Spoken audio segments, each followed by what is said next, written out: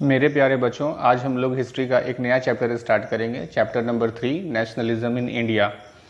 हम लोग class 9th में पढ़े थे फ्रेंच रेवोल्यूशन। फ्रेंच रेवोल्यूशन में हमने पढ़ा कि वहाँ की जनता वहाँ की एब्सोल्यूट मोनार्की से परेशान होकर के रेवोल्यूशन करती है, जिसे फ्रेंच रेवोल्यूशन कहा जाता है। इस फ्रेंच रेवोल्यूशन में डेमोक्रेसी एस्टेब्लिश होती है, एक नया पार्लियामेंट बनता है जिसे नेशनल असेंबली कहते हैं, कॉन्स्टिट्यूशन बनता है और वहाँ के लोगों को लिबर्टी मिलती है।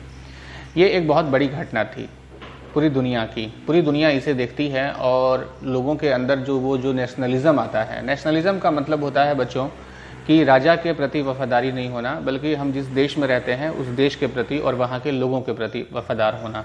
ठीक है, तो ये जो नेशनलिज्म की फीलिंग है ये फ्रांस से निकल करके पूरे यूरोप के अलग अलग देशों में जाती है और ये जिन जिन देशों में जाती है वहाँ भी रेवोल्यूशन होता है, वहाँ डेमोक्रेसी एस्टैब्लिश होती है, वहाँ के लोगों को लिबर्टी मिलती है। ठीक, इसके बहुत सारे हम लोगों ने एग्जांपल्स देखे हैं। ऑटोमन टर्की से 10-11 जो बाल्कन कंट्रीज़ थे वो उससे आज़ाद हो गए और फिर इसके परिणाम स्वरूप क्या होता है कि फर्स्ट वर्ल्ड वार छिड़ जाता है, जो कि हम लोगों ने पिछले चैप्टर में पढ़ा।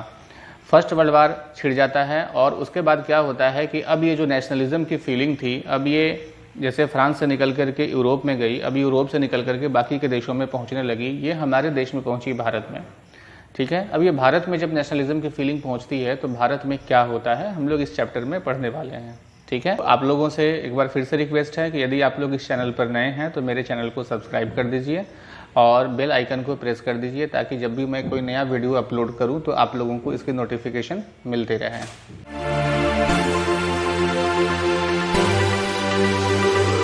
तो बच्चों, आज का हमारा चैप्टर का नाम है नेशनलिज्म इन इंडिया, भारत में राष्ट्रवाद। As you have seen, modern nationalism in Europe came to be associated with the formation of nation states. जैसा कि हम लोग पिछले chapter the rise of nationalism in Europe में पढ़ा कि वहाँ पर जब नेशनलिज्म आया तो नेशन स्टेट का फॉर्मेशन हुआ, मतलब वहाँ पर नया कॉन्स्टिट्यूशन लिखा गया, पार्लियामेंट बनाई गई, लोगों को फंडामेंटल राइट मिला, एब्सोल्यूट मोनार्की समाप्त हुई और डेमोक्रेसी एस्टैब्लिश हुआ।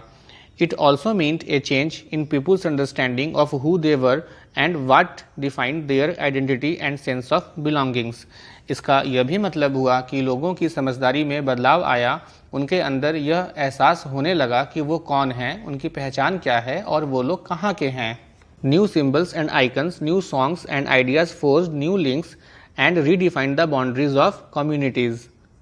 नए सिंबल्स, नए गीत और नए आइडियाज़ और नए विचार, नई सोच बनने लगे और इन्हें अपने समुदाय के पहचान के साथ जोड़ा गया।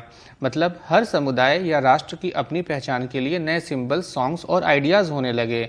जैसे हमने देखा था पिछले चैप्टर में कि जर्मनी की पहचान उसके जर्मेनिया नामक एक महिला की पेंटिंग से होती थी। Most countries the making of this new national identity was a long process. ज़्यादातर देशों में उनकी राष्ट्रीय पहचान बनाने में बहुत लंबा समय लगा। How did this consciousness emerge in India? और भारत में यह राष्ट्रीय पहचान की चेतना कैसे आई, या भारत में नेशनलिज्म कैसे आया, यहाँ के लोगों ने नेशनलिज्म को कैसे समझा, ये हम लोग इस चैप्टर में पढ़ेंगे। In India as in many other countries the growth of modern nationalism is intimately connected to the anti colonial movement. Bharat जैसे बहुत सी कॉलोनीज में जहाँ नेशनलिज्म का जन्म हुआ, वहाँ के एंटी कॉलोनियल मूवमेंट के चलते हुआ। कॉलोनी वैसे देशों को बोला जाता था जो किसी बड़े पावरफुल देश के गुलाम थे। आप गुलाम देशों को कॉलोनी बोल सकते हैं, जैसे भारत ब्रिटेन का गुलाम था तो भारत ब्रिटेन का कॉलोनी हुआ और इन पावरफुल देशों से आज़ादी के लिए मूवमेंट हुआ, इसे एंटी कॉलोनियल मूवमेंट कहा जाता था।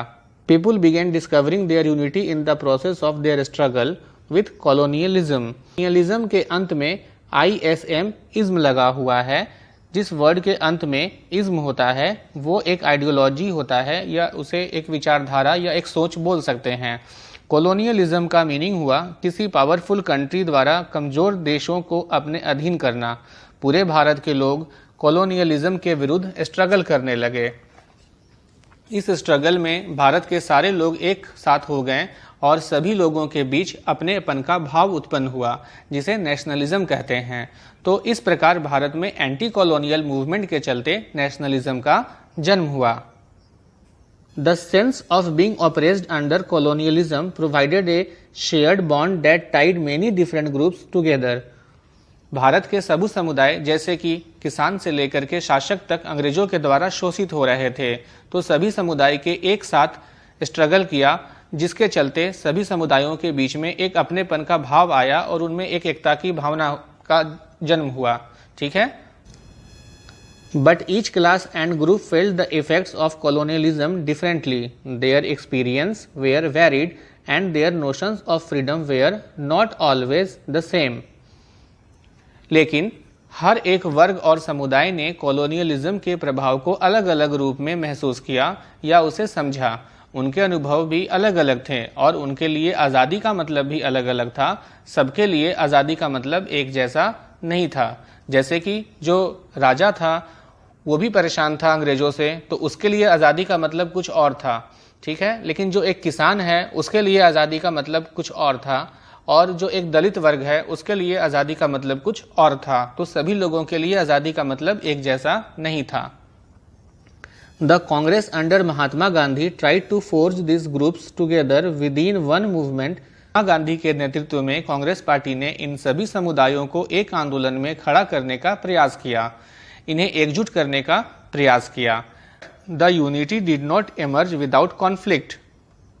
लेकिन विभिन्न समुदायों को एकजुट करने में मतभेद भी साथ साथ सामने आया और इन्हें एकजुट करना इतनी आसान बात नहीं थी।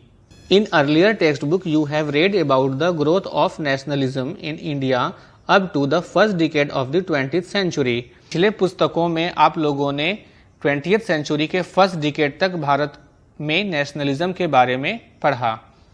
In this chapter we will pick up the story from the 1920s and study the non-cooperation and civil disobedient movements. इस चैप्टर में हम लोग पढ़ेंगे कि भारत में 1910 के बाद से क्या हुआ। इसके साथ ही हम लोग नॉन कोऑपरेशन मूवमेंट और सिविल डिसोबीडिएंट मूवमेंट को भी पढ़ेंगे। 1920s लिखा हुआ है यहाँ पर, आप देख सकते हैं, और इसमें एस लगा दिया गया है। ठीक है। तो इसे पढ़ा जाता है 1920s। तो जब 1920 में एस लगा दिया जाता है, या इसी तरीके से 1930 में भी एस लगा देंगे तो 1930s, 40s, 50s इस तरीके से पढ़ा जाता है। 1920s का मतलब हुआ कि 1920 से लेकर के 1929 का पीरियड, ये 10 साल के पीरियड को हम लोग 20s, 30s, 40s बोल सकते हैं। आप रेडियोज में सुने होंगे कि उसमें बोलता है कि अब हम लोग 90s के गाने सुनेंगे। तो कहने का मतलब कि वैसे गाने या वैसे मूवीज जो 1990 से लेकर के 1999 तक बनी है, उस समय के बीच की मूवीज के वो गाने दिखाने वाले हैं। ठीक है। We will explore how the Congress sought to develop the national movement, how different social groups participated in the movement. हम लोग पढ़ेंगे कैसे कांग्रेस पार्टी ने पूरे देश में नेशनल मूवमेंट को देखा और विकसित किया, कैसे अलग अलग सामाजिक ग्रुप्स ने नेशनल मूवमेंट में हिस्सा लिया, and how nationalism captured the imagination of people, और कैसे लोगों ने नेशनलिज्म को समझा या भारत के लोगों में कैसे नेशनलिज्म का एहसास हुआ, कैसे यहाँ पे नेशनलिज्म आई, इसके बारे में हम लोग काफी डिटेल में पढ़ेंगे इस चैप्टर में। तो ये चैप्टर आपका शुरू होता है 1920s से। ठीक है। यहाँ नीचे में एक फिगर दिया गया है। ठीक है। ये कैमरा से खींचा गया एक पिक्चर है। ठीक है। उस जमाने में कैमरा आम बात नहीं थी। ठीक है। और ये 6 अप्रैल 1919 का एक प्रोसेसन है, जो आप देख रहे हैं सड़क पर लोग एक प्रोसेसन निकाल रहे हैं, मतलब एक विरोध मार्च है जिसका कि फोटो खींचा गया है। यहाँ लिखा हुआ है mass procession on the streets became a common feature during the national movement. मतलब जब हमारे यहाँ पे नेशनल मूवमेंट शुरू हुआ तो इस तरीके का जो मास मूवमेंट था सड़कों पर आम बात हो गई थी हमारे भारत में। ठीक है बच्चों, तो आज तक के लिए इतना ही। अब हम लोग अगले वीडियो में मिलेंगे। ठीक है बच्चों, तो आज तक के लिए इतना ही। Thank you.